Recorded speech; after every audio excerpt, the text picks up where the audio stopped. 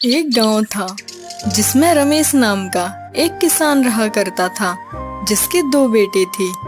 बड़े भाई का नाम राम और छोटे भाई का नाम माधव था। राम बहुत ही शातिर और समझदार था। वहीं माधव बहुत ही सीधा साधा और भोला था, जिससे उसके भोलेपन का फायदा सारे गांव वाले उठाया करते थे। फिर एक दिन, बेटा माधव, जरा बाजार से जाकर 1 किलो टमाटर तो लेकर आ। जी ठीक है माँ, मैं अभी ही जाता हूँ। माधव पैसे लेके बाजार जाता है।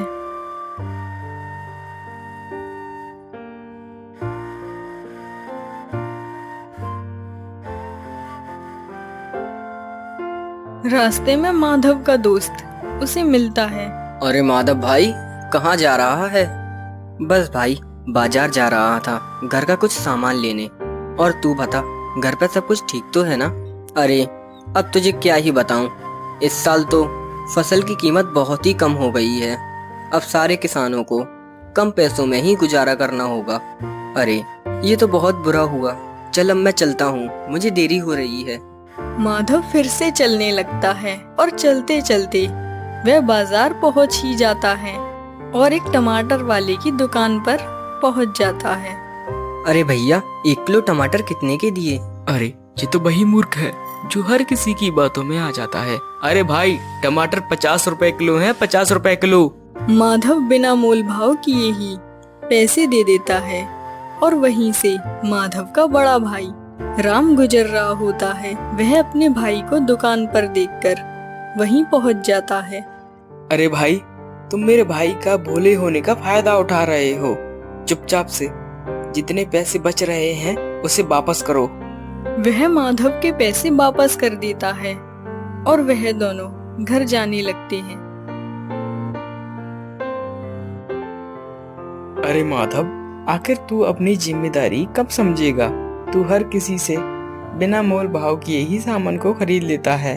कम से कम तुझे थोड़े तो पैसे कम करवाने चाहिए थे। हाँ भैया, आप सही बोल रहे हो। मैंने सोचा वह दुकानदार कम दाम में सही सामान दे रहा है, इसीलिए मैंने कोई मोल भाव नहीं किया।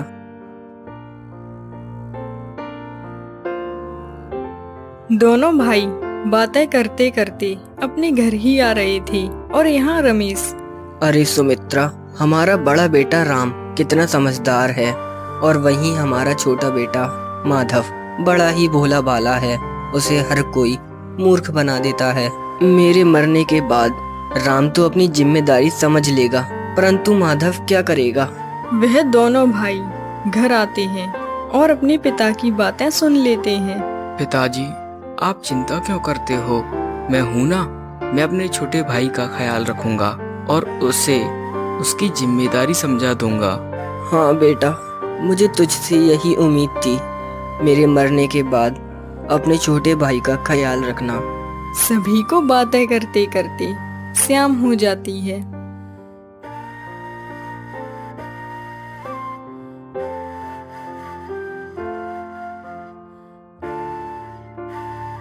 चलो भैया, खेतों पर चलते हैं।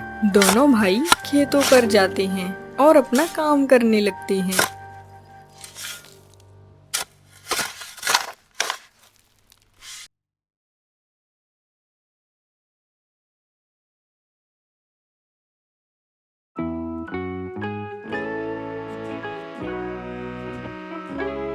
दोनों शाम को घर आते हैं और देखते हैं उनके पिता की तबीयत बहुत ज्यादा खराब थी। अरे पिताजी, क्या हुआ आपको? बेटा राम, मेरा कोई भरोसा नहीं है। मैं तो कभी भी मर सकता हूँ। मैं चाहता हूँ मेरे जीते जी तुम दोनों शादी कर लो। पिता की आज्ञा मानकर दोनों भाई शादी कर लेते हैं। बड़े भाई की पत्नी का नाम रमा और छोटे भाई की पत्नी का नाम किशोरी। शादी के कुछ ही दिनों बाद रमेश की मृत्यु हो जाती है। फिर एक दिन, चल भाई माधव, आज खेत में बहुत काम है, हमें जल्दी जाना होगा। दोनों खेतों पर जाते हैं।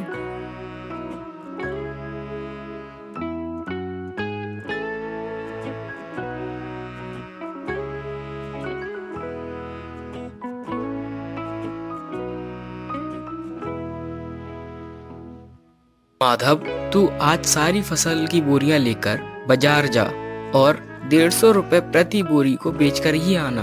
हाँ ठीक है भैया, मैं भी राशन को लेकर बाजार जाता हूँ। माधव सभी बोरियों को बैलगाड़ी में रखकर बाजार जाता है।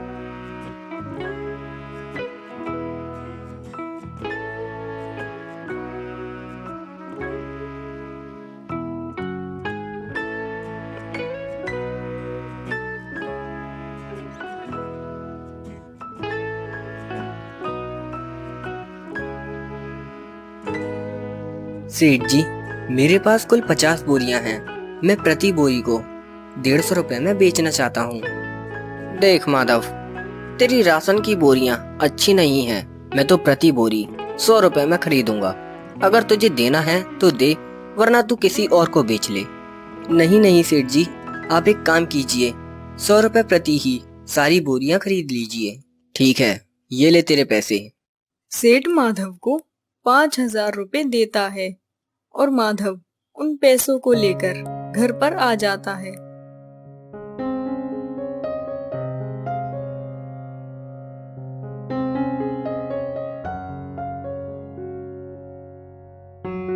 माधव, तू आ गया?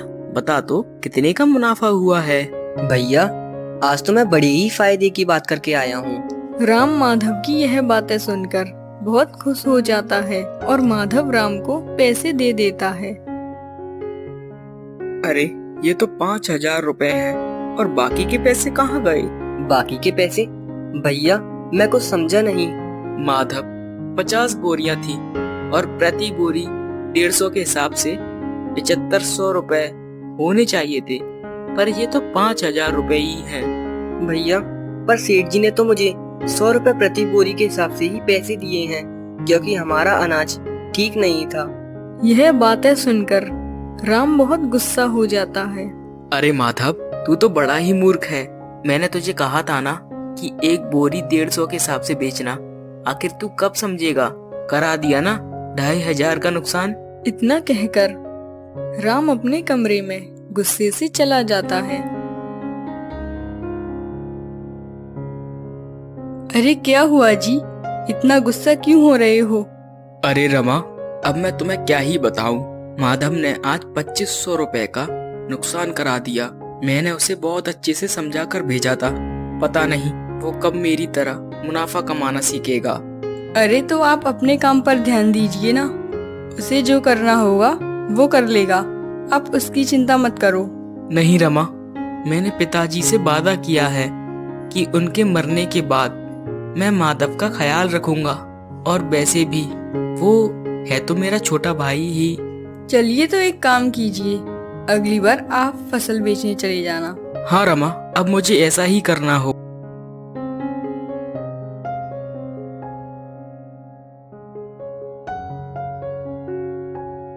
अगले दिन वह दोनों अपने खेत पर जाते हैं।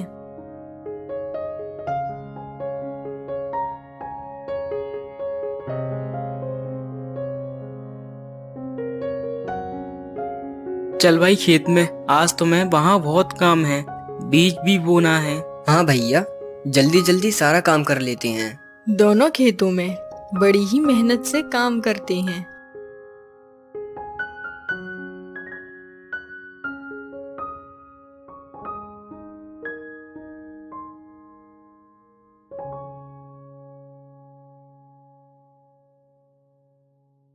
शाम तक वह दोनों सारा काम कर लेते हैं।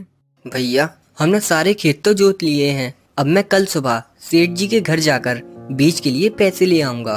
चल ठीक है, काफी रात भी हो गई है, अब हम घर चलते हैं। जी आप आ गए, चलिए हाथ मुंह धो लीजिए, तब तक मैं आपके लिए खाना लगा देती हूँ। कुछ देर बाद सभी लोग खाना खा लेते हैं और राम अपनी पत्नी से कहता है, कल तो मुझे बीज बोने हैं, मैं कल सुबह जल्दी उठूंगा। जी मैंने सुना है इस बार के बीज थोड़े महंगे हो गए हैं। तो हमें उससे क्या, हम तो बीज लाने के पैसे सेठ जी से ही लेंगे। कल माधव सेठ जी के घर जाएगा और बीज के पैसे ही लेकर आएगा। पर सेठ जी तुम्हें बीज के लिए पैसे क्या देते हैं? सेठ जी हमें यूं ही थोड़ी ना पैसे देते हैं। जब हमारी फसल उग जाती है तो हम अनाज की 4 बोरियां सेठ जी के घर पहुंचाते हैं। अच्छा, तो सेठ जी के घर कल बीज के लिए पैसे आप लेने जाना और थोड़े ज्यादा पैसे मांगना और बीज लेने माधव को भेज देना। माधव को बीज के लिए पूरे पैसे मत देना, थोड़े अपने पास बचा कर रख लेना। हाँ, तुम्हारी ये बात तो ठीक है, मैं कल थोड़े ज्यादा पैसे मांग लूंगा। फिर सभी सो जाते हैं।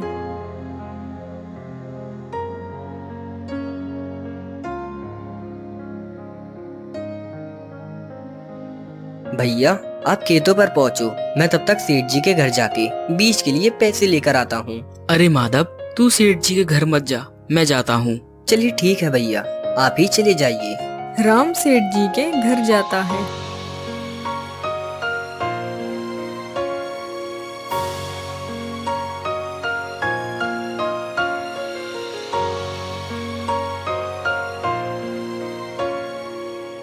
अरे राम, कैसे हो? इस बार की खेती अच्छी हुई या नहीं? हाँ सेठ जी, इस बार की खेती तो बहुत अच्छी हुई है, पर अब और फसल उगाने के लिए पैसे चाहिए जिससे मैं बीज ला सकूं। अच्छा, तो मैं तुझे पैसे दे देता हूँ, बता कितने चाहिए? सेठ जी, इस बार बाजार में बीज महंगे हो गए हैं, आप मुझे 500 रुपए दे दीजिए। ठीक है, ये ले पैसे।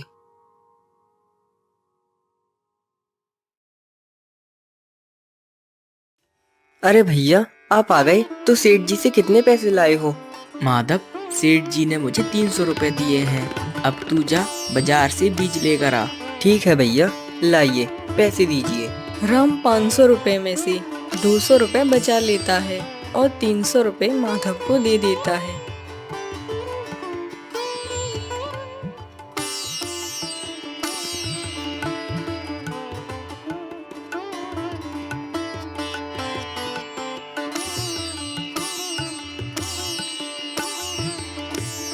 श्याम को माधव बीज लेकर आता है।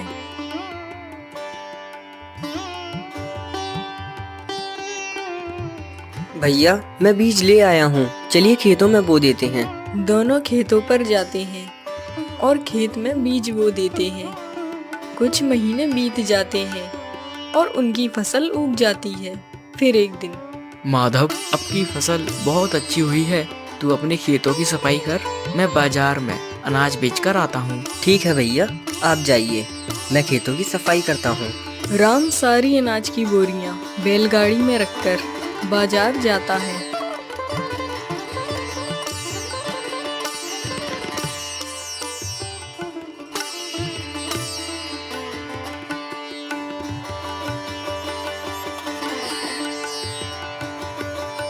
सेठ जी, इस बार की मेरी खेती बहुत ही अच्छी हुई है। मेरे पास 50 बोरियां हैं, जिन्हें मैं 200 रुपए प्रति बोरी के हिसाब से ही बेचूंगा। 200 रुपए? भाई मैं तो 150 रुपए प्रति बोरी ही लूंगा, देना हो तो दो। अरे क्या सेठ जी, आप भी, पासी के दुकानदार तो 200 रुपए प्रति बोरी ले रहे हैं। अगर आपको चाहिए तो ले लो, वरना मैं तो जा रहा हूँ। अरे राम, गुस्सा क्यों होते हो? चलो ठीक है, मैं तुम्हारी सारी बोरियां 200 के हिसाब से लेने के लिए तैयार हूँ। राम अपनी सारी बोरियां 200 के हिसाब से बेच देता है और घर आता है। जी, आप आ गए? आज कितने का मुनाफा हुआ? अरे रमा, आज तो पूरे 5000 रुपए का मुनाफा हुआ है। अब इसे हम दोनों भाई आधा आधा बांट लेंगे। अरे आप पागल हो गए हो क्या? मुनाफा आपने कमाया है, आप ही रखिए। आपका भाई तो नुकसान करता रहता है, और वैसे भी उसे कौन सा पता चलेगा। पूछे तो कह देना सारा अनाज 5000 रुपए का बिका है। हाँ रमा, तुम सही कह रही हो। मैं मुनाफा बनाता हूँ तो मैं ही रखूंगा। मैं एक काम करूंगा, माधव को 2500 रुपए दे दूंगा। राम माधव के पास जाता है। माधव, ये ले भाई तेरे 2500 रुपए। आज भी सेठ जी ने 100 रुपए प्रति बोरी ही ली है। हाँ भैया, मुझे आप पर विश्वास है। अगर आप कह रहे हो तो सेठ जी ने 100 रुपए प्रति बोरी ही ली होगी। ऐसे ही कई सालें बीत जाती हैं और राम बाजार से महंगे दाम में अनाज बेच कर आता और माधव को बहुत ही कम पैसे देता। रमा देखो, मैं तुम्हारे लिए सोने का हार लाया हूँ। क्या? सोने का हार? ये तो बहुत सुंदर है। रुको, मैं भी किशोरी को दिखा कर आती हूँ। अरे नहीं रमा, तुम उसे नहीं दिखाने जा सकती। यदि उसे मालूम चला कि ये हार मैं ले आया हूँ तो वो समझेगा मैं उसके साथ गद्दारी कर रहा हूँ। अरे जी, आप भी ना, किसी को कुछ भी पता नहीं चलेगा। मैं अभी आती हूँ। रमा राम की बात नहीं मानती और किशोरी को अपने सोने का हार दिखाने चली जाती है। देख तो किशोरी, ये सोने का हार कैसा लग रहा है? अरे दीदी, ये तो बहुत सुंदर है, काफी महंगा होगा ना? महंगा तो होगा ही, इतना सुंदर जो है। चल, अब मैं चलती हूँ, मुझे अपना ये हार सभी को तो दिखाना है। रमा इतना कहकर वहाँ से चली जाती है और किशोरी सोचती है, अरे ये और जेठ जी तो एक ही काम करते हैं, तो जेठ जी के पास इतने पैसे कहाँ से आए? तभी शाम को माधव घर आता है।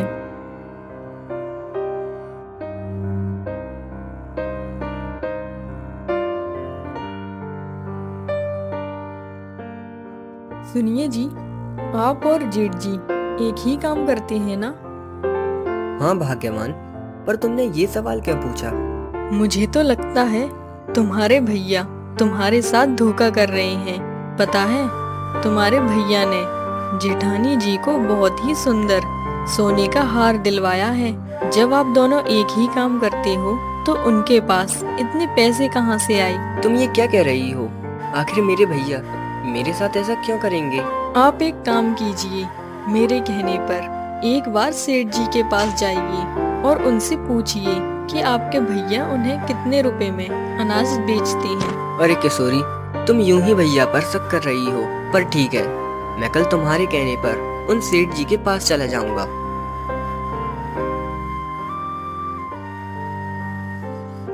अगली सुबह माधव उस सेठ के पास जाकर अनाज की कीमत पूछता है।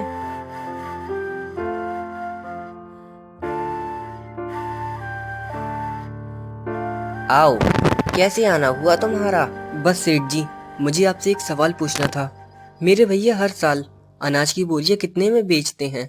राम मुझे हर साल का अनाज 300 रुपए प्रति बोरी और कभी कभी 500 रुपए प्रति बोरी भी बेच देता है। यह सब सुनकर माधव को बहुत ही बुरा लगता है और वो घर आकर अपनी सारी बात अपनी माँ को बता देता है।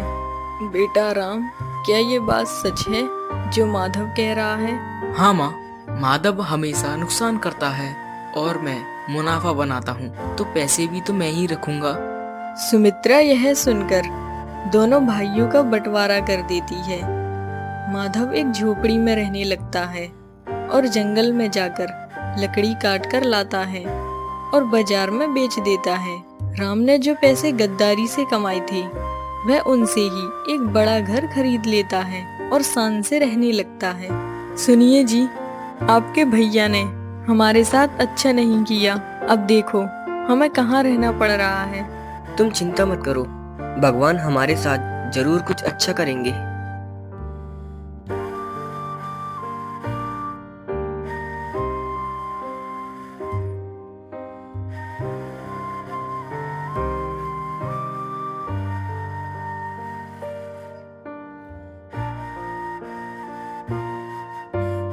कई दिन बीत जाते हैं और राम के घर उसका साला प्रकाश आता है। वह अपनी बहन का घर देखकर चौंक जाता है।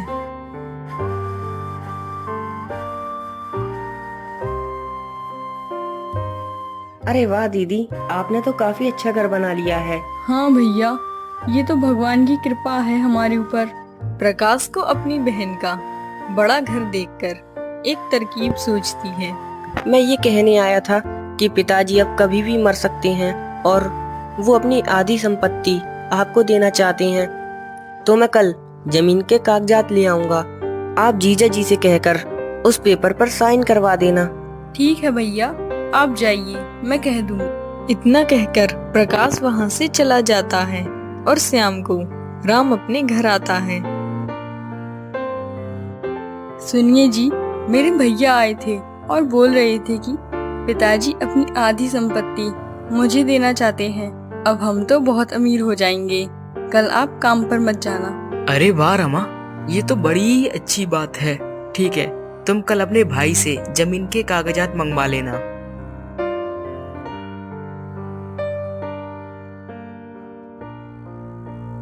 अगले दिन प्रकाश जमीन के कागजात लेकर अपनी बहन के घर आता है। ये लीजिए दीदी, जीजा जी से कहकर इस पेपर पर अंगूठा लगवा दीजिए। पेपर पर इंग्लिश लिखी हुई थी और राम इंग्लिश पढ़ना नहीं जानता था। वह बिना सोचे समझे ही पेपर पर साइन कर देता है। प्रकाश पेपर पर साइन करवा के अपने घर चला जाता है और कुछ दिन बाद पुलिस को लेकर राम के घर आता है। अरे प्रकाश, तू और इन पुलिस वालों को साथ क्यों लाया है? इंस्पेक्टर साहब, यही है वो जिसने मेरे घर पर कब्जा करके रखा है। मैंने इस पर दया करके कुछ दिन अपने घर में रहने दिया, पर अब मुझे इस घर की जरूरत है और ये घर खाली नहीं कर रहा है। क्या रे, घर खाली क्यों नहीं कर रहा है? अगर आज शाम तक तुम दोनों ने घर खाली नहीं किया तो दोनों को थाने में डाल दूंगा। दोनों पति पत्नी चुपचाप घर खाली करके चले जाते हैं। एक बार माधव सामान लेने बाहर आया था और वो देखता है कि उसके भैया और भाभी दोनों पेड़ के नीचे भीख मांग रहे हैं। अरे भैया, आपकी ये हालत कैसी हो गई है और आप भीख क्यों मांग रहे हो? आप तो इतने बड़े घर में रहते थे, फिर ये कैसे हो गया? राम सारी बात माधव को बता देता है और माधव दोनों को अपने घर ले आता है। घर आके माधव सारी बात अपनी माँ को बताता है। राम, तेरे साथ ऐसा ही होना था। तूने अपने छोटे भाई के साथ धोखा किया और तो और तू अपने पिताजी को दिया हुआ वादा भी भूल गया। माधव, मुझे माफ कर दे, मुझसे बहुत बड़ी गलती हो गई। बेटा, जैसी करनी वैसी भरनी। अब तू अपने भाई के साथ रोज लकड़ियां काटने जाया कर।